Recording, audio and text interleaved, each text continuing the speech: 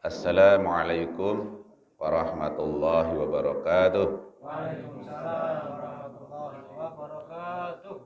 Innal hamdalillah nahmaduhu wa nasta'inuhu wa nastaghfiruh wa na'udzu billahi min shururi anfusina wa min sayyiati a'malina. May yahdihillahu fala mudhillalah wa may yudlil fala hadiyalah. Asyhadu an la ilaha illallah wahdahu la syarikalah wa asyhadu anna Muhammadan abduhu wa rasuluh.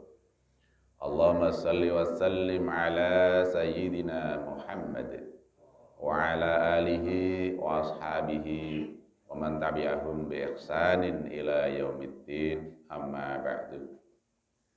Bapak-bapak pimpinan dan anggota Muhammadiyah Ranting Pekirikan yang saya hormati, puji syukur mari kita panjatkan kehadirat Allah Subhanahu wa taala. Alhamdulillah berkat ridho dan rahmatnya kita bisa menghadiri pengajian rutin yang diselenggarakan oleh pimpinan Ranting Muhammadiyah Pekirikan ini. Pada malam hari ini kita akan membahas tentang qunut dalam sholat witir. Kalau pada pertemuan sebelumnya kita membahas tentang sholat witir, pada malam hari ini tentang qunut dalam sholat witir. Sayyid Sabiq dalam kitab Fiqhus Sunnah berkata, bacaan qunut itu disyariatkan dalam setiap mengerjakan sholat witir. Berdasarkan hadis yang diriwayatkan oleh Ahmad, Ashabus Sunan dan lain-lainnya, bahwa Hasan bin Ali radhiyallahu anhu berkata, "Allamani Rasulullah sallallahu alaihi wasallam kalimatin aquluhunna fi qunutil witri. Allahumma hdini fi man hadait wa afini fi man afait wa tawallani fi man tawallait wa barik li fi ma a'tait wa qini syarra ma qadait. Innaka taqdi wa la yuqtu alaik wa innahu la yudhillu man walait wa la ya'izzu man adaita tabarakta rabbana wa ta'alaita wa sallallahu ala nabi Muhammad." Rasulullah sallallahu alaihi wasallam telah mengajarkan kepadaku doa yang aku ucapkan pada witir. Ya, artinya, ya Allah, tunjukilah aku sebagaimana Engkau berikan petunjuk kepada selainku. Berilah keselamatan sebagaimana Engkau berikan keselamatan kepada selainku. Jadikanlah aku walimu sebagaimana Engkau jadikan selainku sebagai wali. Berilah keberkahan kepadaku pada semua pemberianmu. Lindungilah aku dari kejelekan takdirmu. Sesungguhnya Engkau mentakdirkan dan tidak ditakdirkan. Dan sesungguhnya tidak terhinakan orang yang menjadikan engkau sebagai wali dan tidak mulia orang yang engkau musuhi. Maha suci dan maha tinggi engkau, wahai Rabb kami. Hadis riwayat Ahmad, Abu Dawud. Jadi berdasarkan hadis ini, Sayyid Sabiq berpendapat bahwa qunut dalam sholat witir itu disyariatkan. Jadi setiap kali sholat witir disyariatkan untuk membaca qunut. Tirmidzi mengatakan ini adalah hadis hasan. Bahkan tiada suatu keterangan pun tentang qunut dari Nabi sallallahu alaihi wasallam yang lebih baik daripada hadis ini. Demikian penjelasan Sayyid Sabiq dalam kitab Fiqhus Sunnah. Dan ditambahkan juga dengan doa. Ya, ini doa yang diamalkan oleh Umar bin Khattab ketika membaca qunut dalam salat witir. Allahumma azib kafarata ahlil kitabi wal musyrikin alladzina yasudduna an sabilik wa yajhaduna ayatika wa yukadzibuna rusulaka wa yata'addawna hududaka wa yad'una ma'aka ilahan akhar la ilaha illa anta tabarakta wa ta'alaita amma yaqulu zalimuna aluwan kabiro. Ya Allah, azablah orang-orang kafir dari kalangan ahli kitab dan musyrikin yang menyimpang dari jalanmu dan mendustakan ayat-ayatmu dan mendustakan para rasulmu dan melewati batasan-batasanmu dan menyembah sesembahan yang lain selain dirimu. Tidak ada sesembahan yang hak kecuali Engkau. Maha suci Engkau dan maha tinggi Engkau terhadap apa yang dikatakan orang-orang zalim itu. Engkau maha tinggi dan maha besar. Hadis riwayat Al-Baihaqi dalam Sunan Al-Kubra, disahihkan oleh Al-Albani dalam kitab Irwaul Khalil. Inilah hadis-hadis tentang kunut dalam sholat witir. Nah, pertanyaan berikutnya adalah, kalau kunut atau doa kunut itu disyariatkan dalam sholat witir, lalu di manakah tempat berkunut itu? Maksudnya dalam posisi apakah kunut itu dikerjakan? Said Sabiq dalam kitab Fiqh Sunnah berkata, halul kunuti yajuzul kunutu qabla ruku'i ba'dal farahi minal qiraah wa yajuzu kadzalika ba'da raf'i minar ruku'i. Wan Humaidin qala sa'altu Anasan 'anil kunuti qabla ruku'i aw ba'da ruku'i faqala kunna naf'alu qabla wa ba'da. Rawahu Ibnu Majah wa Muhammad ibn Nasir qala al-Hafidz fil Fathi isnaduhu qawiyyun. Kunut dalam sholat witir dapat dilakukan sebelum ruku dan dapat pula sesudah bangkit dari ruku. Jadi boleh pilih ya, boleh sebelum ruku, boleh sesudah ruku. Kalau sebelum ruku berarti setelah membaca surat ya. Setelah membaca surat setelah Al-Fatihah ya, itu boleh membaca kunut, atau setelah ruku ya.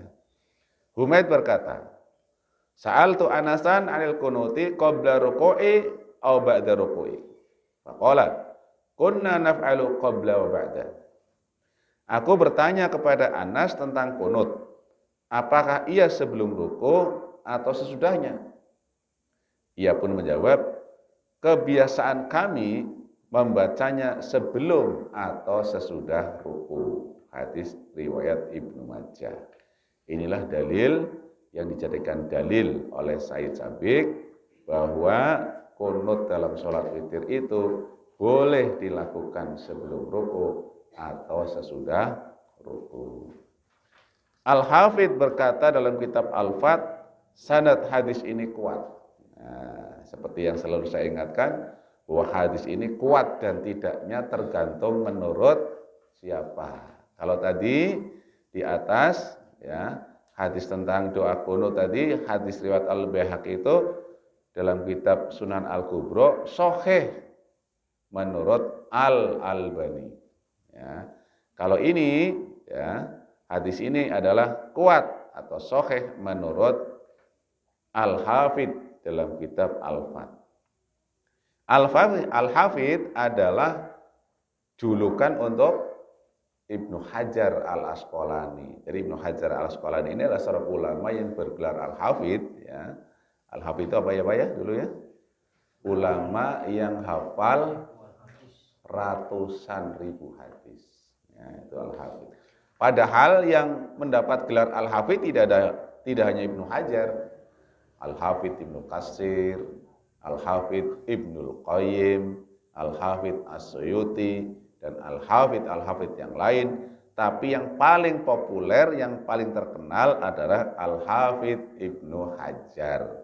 Sehingga ketika dikatakan Al-Hafidz saja, maka yang dimaksud adalah Ibnu Hajar. Jadi seolah-olah yang punya hak paten lah ya. Yang punya hak paten itu Ibnu Hajar. Nah, kitab Al-Fath ini adalah kitab Fathul Bari ya, yaitu kitab syarahnya kitab Sahih Bukhari. Jadi kitab Sahih Bukhari itu ada penjelasan, ada kitab penjelasannya atau kitab syarahnya, namanya Fathul Bari. Jadi sering disebut Al-Fath. Fathul Bari ini ditulis oleh Al-Hafidz Ibnu Hajar dalam waktu berapa tahun, Pak? 25 tahun. Ya, saking luasnya, saking dalamnya kandungan ilmu yang ada dalam kitab Fathul Bari itu. Jadi luar biasa. Ya. Dan konon ya Ibnu Hajar ini ketika menulis kitab Bulughul Maram itu dengan hafalan, langsung dari hafalan tulis. Tidak seperti ini kan nyontek dari sana sini ya. Kalau beliau itu enggak, langsung dari sini nulis kitab itu pakai hafalan, tidak pakai referensi gitu ya. Itu Ibnu Hajar Al-Asqalani ya. Nah, jadi tempat berkunut tadi boleh sebelum rukuk atau setelah rukuk. Nah, selanjutnya pertanyaan berikutnya adalah waktu berkunut. Ya, maksudnya apa? Apakah setiap sholat witir itu kunut? Apakah hanya dalam bulan Ramadan saja? Apakah dalam bulan Ramadan itu juga seluruh malam di bulan Ramadan atau hanya sebagian malam di bulan Ramadan? Nah, disinilah muncul perbedaan pendapat di kalangan para ulama. Nah, adapun hadis tentang waktu berkunut ini diantaranya dari Anas bin Malik radhiyallahu anhu. Ya. Beliau berkata, "Kana Rasulullah sallallahu alaihi wasallam yaqnutu fin nisfi min Ramadana ila akhiri." Seringkali Rasulullah sallallahu alaihi wasallam melakukan kunut dalam sholat witir dari pertengahan bulan Ramadan sampai akhir Ramadan. Hadis riwayat Baihaqi dalam Sunan Al-Kubro. Ya. Jadi hadis inilah yang dijadikan dalil oleh para ulama mazhab Syafi'i. Di para ulama mazhab Syafi'i itu mengamalkan kunut itu pada separuh terakhir bulan Ramadan. Dalilnya hadis ini. Ya. Kemudian dari Muhammad bin Sirin, dari sebagian sahabatnya, anna Ubay bin Ka'bin ammahum yakni fi Ramadana wa kana yaqnutu fin nisfil akhiri min Ramadana, bahwa Ubay bin Ka'ab mengimami mereka yakni pada bulan Ramadan, ia berkunut pada pertengahan terakhir bulan Ramadan. Hadis riwayat Abu Daud dalam sunannya dan juga Al-Baihaqi dalam kitab Sunan Al-Kubro. Jadi kalau Abu Daud itu nama kitabnya Sunan Abu Daud, kalau Al-Baihaqi namanya Sunan Al-Kubro. Ya, itu. Ini juga dalil yang dijadikan hadis yang dijadikan dalil oleh para ulama mazhab Syafi'i. Di antaranya seperti yang dikatakan oleh Imam Nawawi dalam kitab Al-Adhkar. Ya. Beliau mengatakan, wa yustahabbul qunutu indana fin nisfil akhiri min syahri Ramadana fi raqatil akhirati minal witri. Menurut kami di sini maksudnya menurut para ulama mazhab Syafi'i, karena Imam Nawawi ini adalah ulama terkemuka mazhab Syafi'i. Menurut kami disunahkan kunut di akhir witir pada separuh akhir bulan Ramadan. Jadi kalau menurut para ulama mazhab Syafi'i itu kunutnya hanya di separuh akhir bulan Ramadan.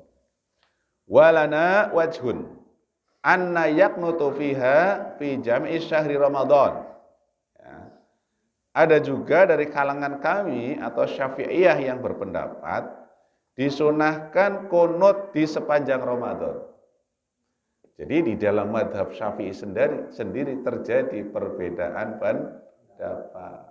Ya, jadi dalam satu mazhab itu ya, bisa berbeda dalam memahami dalil, memahami hadis. Makanya selalu saya ingatkan bahwa hadis itu, dalil itu tergantung kepada siapa yang menafsirkan. Ya, di kalangan mazhab Syafi'i sendiri ada perbedaan pendapat. Nah, bagaimana jalan keluar? Ya, jika terjadi perbedaan pendapat di kalangan para ulama mazhab Syafi'i, sebetulnya ada kaidahnya, sebagaimana yang dijelaskan oleh Al-Bakri Ad-Dimyati dalam kitab I'anatut Talibin. Jadi kalau dalam mazhab Syafi'i itu terjadi perbedaan pendapat di kalangan para ulama, maka pendapat peringkat pertama yang diambil adalah pendapatnya Imam Nawawi dan Imam Ar-Rafi'i. Dua ulama besar mazhab Syafi'i. Dua ulama itu dianggap dua ulama besar atau dua ulama terkemuka mazhab Syafi'i. Itu yang diambil pertama kali. Kalau ternyata Imam Rafi'i tidak berpendapat dalam masalah tersebut, maka peringkat kedua adalah Imam Nawawi. Ketika Imam Nawawi tidak ada pendapat dalam masalah tersebut, maka peringkat ketiga adalah Imam Ar-Rafi'i.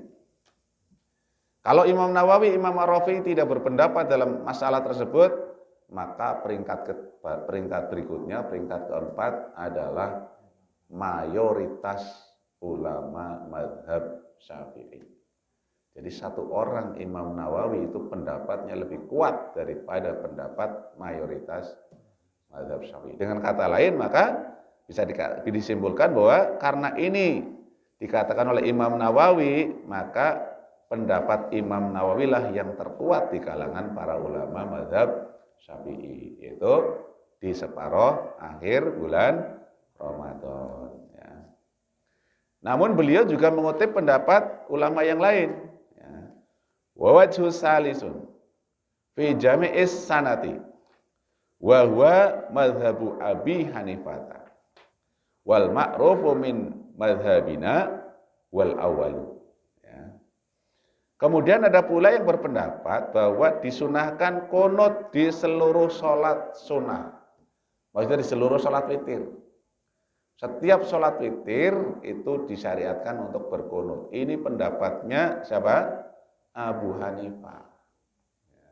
Berarti sama seperti tadi penjelasan Said Sabiq tadi.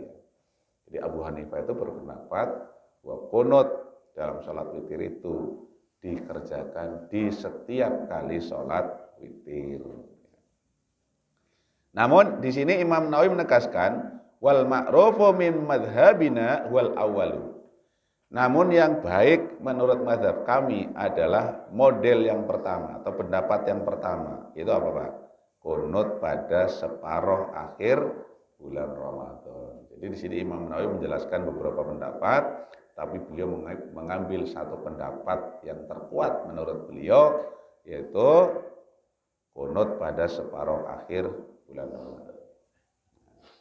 Yang unik adalah pendapatnya Ibnu Taimiyah. Ibnu Taimiyah ini seorang ulama yang bergelar Syekhul Islam. Syekh itu bisa dikatakan dikatakan guru ya, bisa dikatakan sesepuh lah atau tetua ya. Ya. Ibnu Taimiyah berkata setelah menyebutkan pendapat para ulama tentang qunut witir. Ya. Wa haqiqatul amri anna qunutal witri min jinsid du'a'is sa'ihi bis sholati. Man sya'a fa'alahu wa man sya'a tarakahu. Hakikatnya qunut witir adalah sejenis doa yang dibolehkan dalam sholat. Siapa yang mau membacanya silahkan, dan siapa yang enggan juga dipersilahkan. Yang mau baca qunut silahkan, yang tidak baca qunut juga silahkan. Ini menurut Ibnu Taimiyah.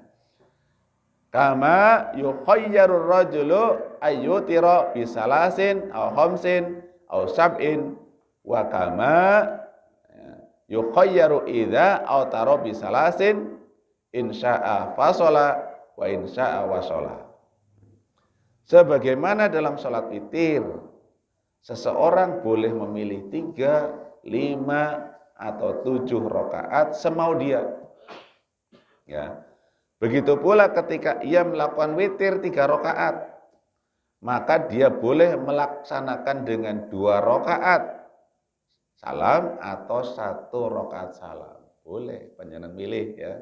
3 rakaat itu 2 rakaat salam atau 1 rakaat salam. Ya, itu maksudnya samalah, silahkan milih yang mana ya. Wa kadzalika yukhayyaru fi du'ail qunuti in syaa fa'alahu wa in syaa tarakahu. Ya. Itu. Kemudian begitu pula dalam hal kunut witir, ia boleh melakukan atau meninggalkannya sesuka dia. Melakukan boleh, tidak melakukan juga boleh. Wa idza shalla bihim qiyama ramadhana fa in qanata fi jami'i syahri faqad ahsana wa in qanata fi nisfi wa in qanata fi nisfil akhiri faqad ahsana wa illam yaqnut bihali faqad ahsana. Ya.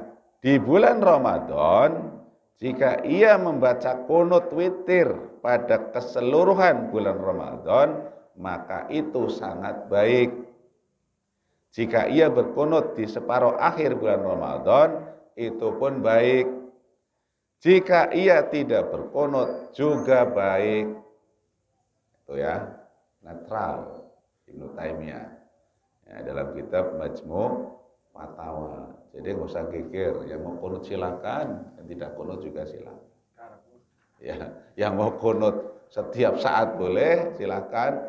Yang mau kunut di bulan Ramadan sejak tanggal pertama sampai terakhir boleh, ya sejak pertengahan Ramadan sampai terakhir boleh. Yang tidak kunut sama sekali juga boleh. Ya, itu ya. Nah, ulama yang berpendapat tidak ada kunut sama sekali itu adalah Imam Malik. Bagaimana penjelasan dalam kitab Bidayatul Mujtahid. Kalau Imam Malik itu mengatakan tidak ada kunut dalam sholat witir. Ya. Itu. Makanya tadi Ibnu Taimiyah memberi kesimpulan silahkan. Yang mau witir silahkan, yang tidak juga silahkan. Nah, apakah ketika kita berkunut dalam sholat witir, ya, kita mengangkat tangan atau tidak? Ya, itu ya. Di sini terdapat hadis dari Al-Aswad rahimahullah, dia berkata, Anna Abdullah bin Mas'udin kana yarfa'u yadayhi fil qunuti ila sadrihi. Sesungguhnya Abdullah bin Mas'ud radhiyallahu anhu dahulu mengangkat kedua tangannya dalam kunut hingga dadanya.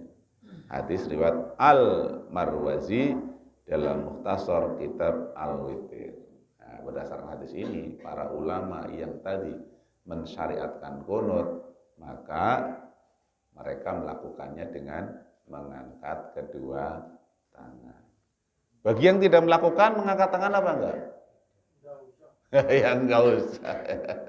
Ya, angkat tangan untuk apa kalau enggak kunut? Jadi bagi yang mengamalkan kunut, memang dianjurkan untuk mengangkat kedua tangan. Demikian Bapak yang saya hormati berkaitan dengan witir dalam kunut dalam sholat witir ya. Jadi kesimpulannya apa tadi? Yang mau kunut silahkan, yang mau tidak kunut juga silahkan. Yang mau kunut di bulan Ramadan sejak awal sampai akhir silahkan. Yang kunutnya di pertengahan akhir bulan Ramadan juga silahkan. Tidak ada masalah. Semuanya tadi ada dalilnya, ada rujukannya. Wallahu a'lam bishawab. Demikian Bapak yang saya hormati, kajian kita malam hari ini mudah-mudahan memperluas wawasan kita ya, tentang kunut ini, terutama dalam sholat witir, sehingga kita menjadi umat Islam atau orang Islam yang tidak kagetan. Mohon maaf barangkali ada tutur kata yang kurang berkenan. Akhirul kalam wabillahi taufiq wal hidayah. Assalamualaikum warahmatullahi wabarakatuh.